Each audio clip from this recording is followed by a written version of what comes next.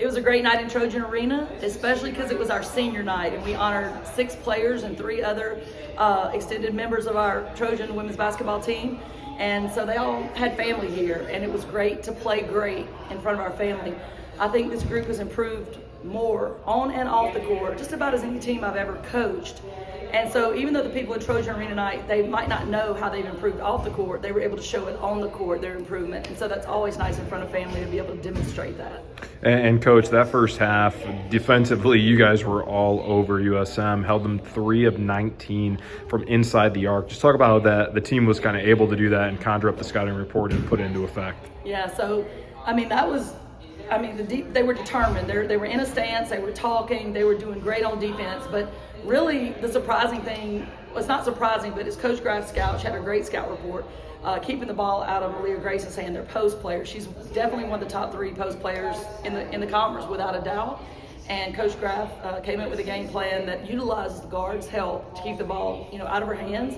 And I don't think she scored in the first half, and that also got us going as well. And Coach, I know last time when we were talking in the post game, you said, I can't be emotional because I got a game to coach. Well, when did the emotions hit? We saw you a little bit in the post game, but when do they hit, and how's it feel? They hit after the game, after I finished an interview with ESPN, and I just, the parents just were really nice and thanked me for the progress with their daughters, and then it kind of hit me that I won't be back next year with a lot of these same players, and that's always emotional. We put everything we've got pouring into them, and we're so proud of them. You send them out in the world, they grow up so fast, but it's emotional.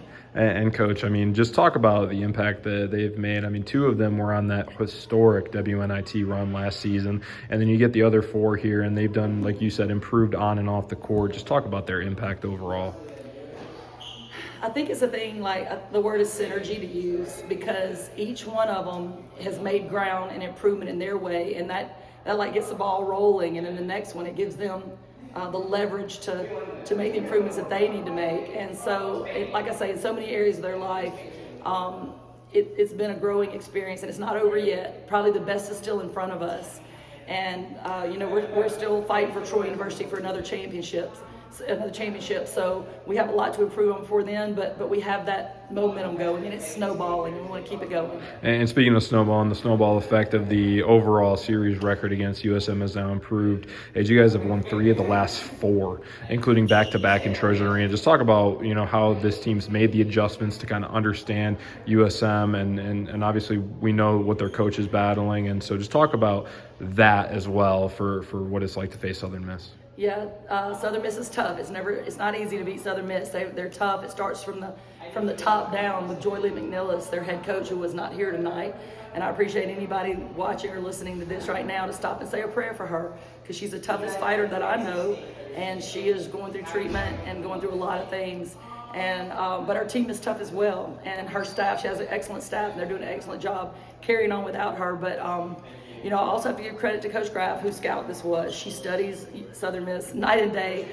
She wants to make sure that we get that. We didn't get the win against them the first time we played them. This year we did, but the first time we played when they came in the Sun Belt. And Coach Graff is just always making sure that we can do everything we can to beat them the next time. And Coach, one final road trip before Pensacola.